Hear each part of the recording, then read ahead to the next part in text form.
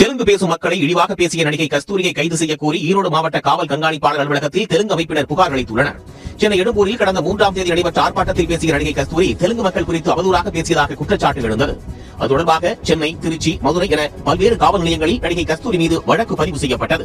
இந்நிலையில் தமிழகத்தில் பெரும்பான்மையாக வாழும் தெலுங்கு சமுதாய மக்களின் மீது வன்முறையை தூண்டும் வகையில் அவதூறாகவும் பிரிவினையை ஏற்படுத்தும் வகையில் உண்மைக்கு மாறாக பேசிய நடிகை கஸ்தூரியை கைது செய்ய வலியுறுத்தி ஈரோடு மாவட்ட காவல் கண்காணிப்பாளர் அலுவலகத்தில் தெலுங்கு அமைப்பு சார்பில் புகார் அளிக்கப்பட்டது. தெலுங்கின மக்களையும் தெலுங்கின பெண்களையும் தாக்குறது வந்து அந்த புறத்துல இந்த அம்மா கணக்காளராக வேலை செஞ்சாங்களா என்னன்னு எனக்கு தெரியல. அவங்க வர்க்கத்துல எதுவும் இருந்து ஏதாவது லிஸ்ட் எடுத்தாங்களா என்னன்னு எனக்கு தெரியல. ரொம்ப அக்யூட்டா பேசினாங்க.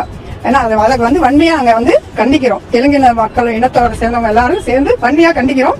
அவங்கள கைது செய்யும் வரையில் நாங்க போராட்டம் தொடரும். அவதூறு பேச்சு வழக்கில் தலைமறைவாக உள்ள நடிகை கஸ்தூரி முன்ஜாமீன் கோரி நீதிமன்றத்தை நாடியுள்ளார்.